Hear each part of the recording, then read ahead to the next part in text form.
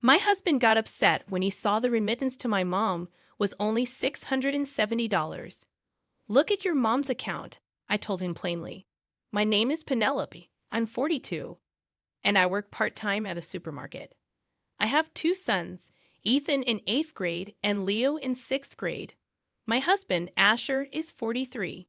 His mother, my mother-in-law, is 67 and lives alone since her husband passed away. She gets a small pension, but it's not much.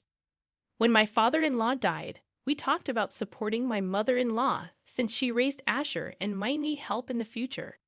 We decided I would send her $335 every month, treating it like caregiving. We recently paid off the house loan, and Asher's late father left behind $200,000, which Asher agreed to give entirely to his mom as per his father's will. I thought we could manage without income, but my mother-in-law called, upset about the allowance. She couldn't save because she couldn't go to cheaper stores due to COVID. Asher suggested he could buy things for her on his way home from work, but she explained it wasn't just groceries. It was everyday items, so it's not just about buying food, huh?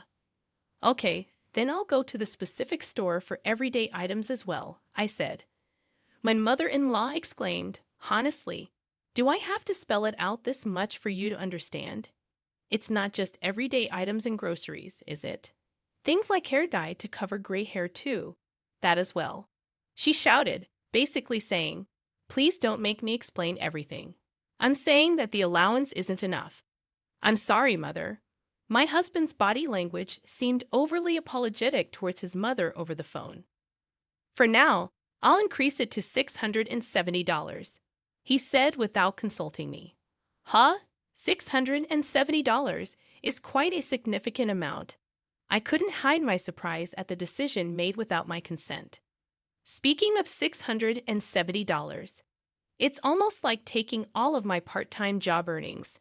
Plus, our older child will be taking entrance exams soon, and we can't skip on sending them to cram school. I asked the store manager to increase my part-time hours, but in doing so, it became challenging to manage the household. I explained to my husband, Mom, you're never home at night, my younger child complained. I'm sorry, sweetheart. Mom is working hard to earn money for us, I replied, feeling guilty that I couldn't even talk about a cool piggy bank my child made. I made a really cool piggy bank today and got praised for it. But I can't even talk about that now. My child banged on the table, upset. I'm sorry, I'll buy the toy you wanted for your birthday, so I'll work hard for that, I reassured my child. At that moment, my husband walked by, saying, just be patient with the toy. Grandma is making even more sacrifices and going through tough times. Your mother isn't working for the sake of your toys, she's working for your grandmother. His words left me confused. Strangely, our younger child remained and patted my shoulder. Mom, you're doing your best. I can't wait for the toy, so don't worry, my child comforted me. However, that wavering feeling was once again compounded by my mother-in-law. Have you received the envelope? She asked, her voice trembling. Yes, I replied, sensing what she meant. Today, I received an envelope from her. When I opened it, it contained a copy of a bank statement. I immediately looked at the remaining balance. Huh, $6? It's already less than $10, I said unintentionally. My mother-in-law seemed to understand that I had seen the contents of the envelope, and her voice quivered with tears. And then, due to the price increases, I can't even pay the electricity and gas bills, she sobbed. But I tried to continue speaking while looking at the statement. Then enough. All you do is talk about do this, do that, spouting off about useless things and dragging your feet. Last time, too, it was all about doing errands for household items and groceries, and they were useless solutions. That's why I called at this hour. You're there, aren't you, Asher? Take over for me, she said. From the phone conversation, my husband had already come close and said, Mom, let me take over, as he took the receiver from me. Yeah. After this exchange, Asher said, oh no, letting her use up the entire inheritance, letting the balance drop below $10. I'm sorry. I think this is definitely a misfortune for my humble parents. Yeah, I understand. So, starting from next month, if I send $2,000 each month, will that be okay? He blurted it out. $2,000? How on earth could the allowance amount be that much? I stood there in shock as I listened. After he hung up the phone, Asher exclaimed, "Why is the allowance for mom only $670? I told you at least $670. I thought you had increased it," he shouted angrily. "But you see inside that envelope." I tried to make a counterargument, but he interrupted me and continued, "I told you. I owe her for raising me. In the future, she'll probably become weaker. If you think of it as caregiving expenses, why is it that my mother is in such a heartbreaking situation?" He further escalated his outburst with a louder voice. I was at my limit too. Even the $335 allowance wasn't easy to manage. I thought it was an accomplishment to increase it to $670. I also increased my part-time hours to cope with the situation. I even learned how to cook more budget-friendly meals than before. I managed the household expenses with all of those efforts. But my efforts alone weren't enough, and there were sacrifices I made in return, like the time with my children. Yeah, on top of it all, an additional $2,000, and what's more, without even looking at how our allowances are being used in my mother-in-law's bank statement. She scolded me abruptly and decided on a $2,000 allowance without consulting me. Above all, I'm working for the sake of my sons, not for my mother-in-law. That's enough. A deeply cold voice came from me. I realized that when a person gets too angry, their voice becomes quiet. "What do you mean it's fine? Are you getting defensive now?" In a somewhat mocking tone, my husband looked down on me. I was no longer willing to yield to my husband's words. After having seen a copy of that statement, I absolutely couldn't accept such a ridiculous proposal as a $2,000 allowance. I've had enough of a son who blindly believes and supports a money-seeking mother and grandmother. People who can't prioritize our family don't belong here. Get out if you want to support your mother so badly, then go live with her. You can happily go to hell together. I pushed my husband firmly. Then I kicked him out the front door. And I walked my husband out the front door. I shoved the envelope in his face. "I'll send your belongings back, and you'll cover the shipping.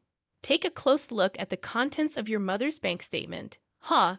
my husband asked in response, but I just closed the door with a laugh. Bang. "What's going on, Mom?"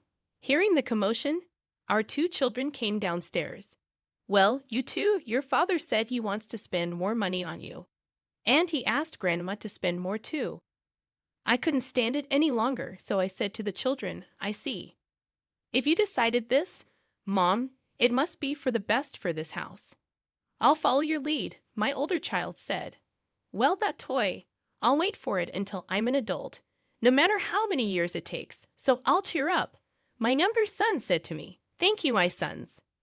1 week later, "Help me," my husband called me. "What about?" I replied coldly. "Could you at least listen to my story?" he stammered.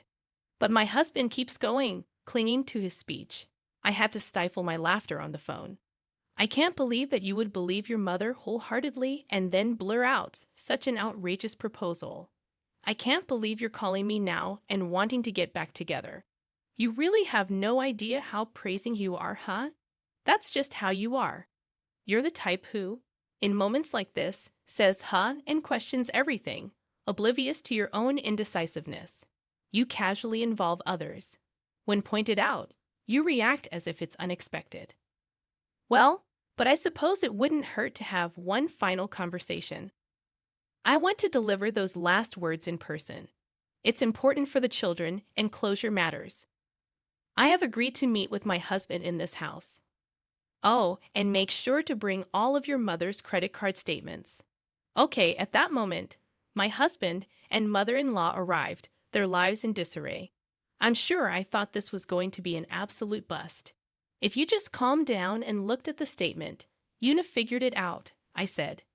"You insulted me outright and ended up believing your mother, didn't you?" I responded nonchalantly. "So, Can you show me the statement? My husband put the statement out on the table with trembling hands, and while looking down at it, I asked, "What have you learned?" And then my mom, she used the money I sent her for electricity, gas, food. It wasn't just for living expenses, he said in a voice barely louder than a mosquito's buzz. It wasn't just for living expenses, was it?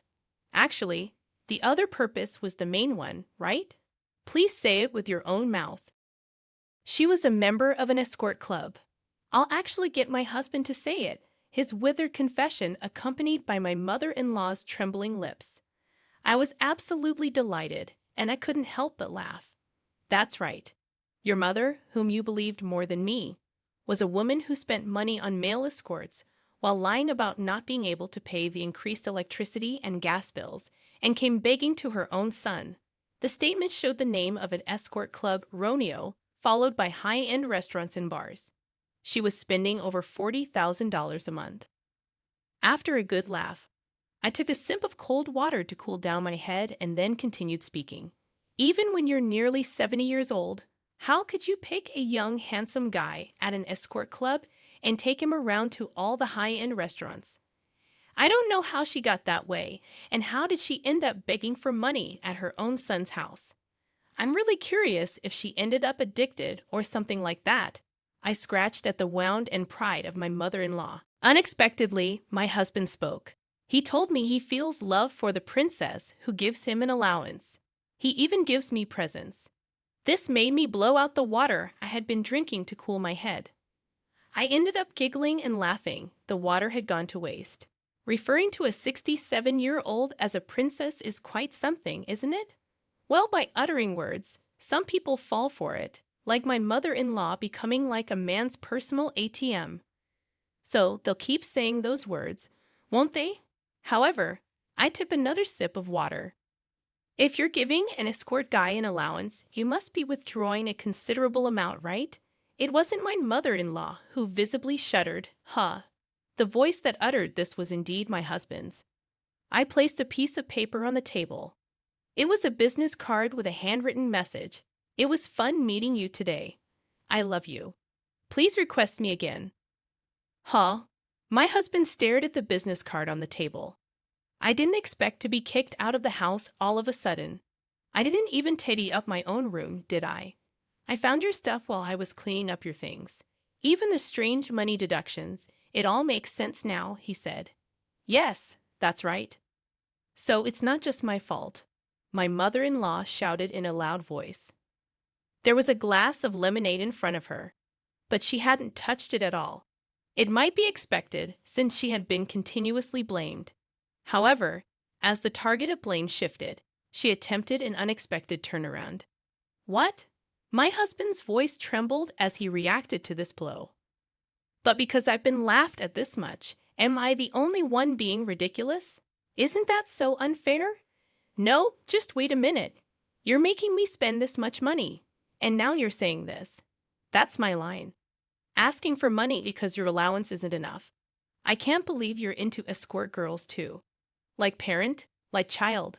Must be an annoying way to spend money. It's over now, isn't it? Both of you are done, I said. At my words, both my husband and mother-in-law had no words left. Enough is enough. I called the children on the second floor. Come down for a minute. The two children came down. We're parting ways because your dad and grandma have been spending too much money on themselves until now, I said. Your dad has been spending a lot of money on another woman, and your grandma has been spending a lot of money on a younger man. They want even more, I explained candidly. Hold on, don't say that in front of the kids. My husband tried to intervene. No, if we're using money like that, Mom will have no choice but to say something. I don't like you, Dad, trying to hide things, the older child continued.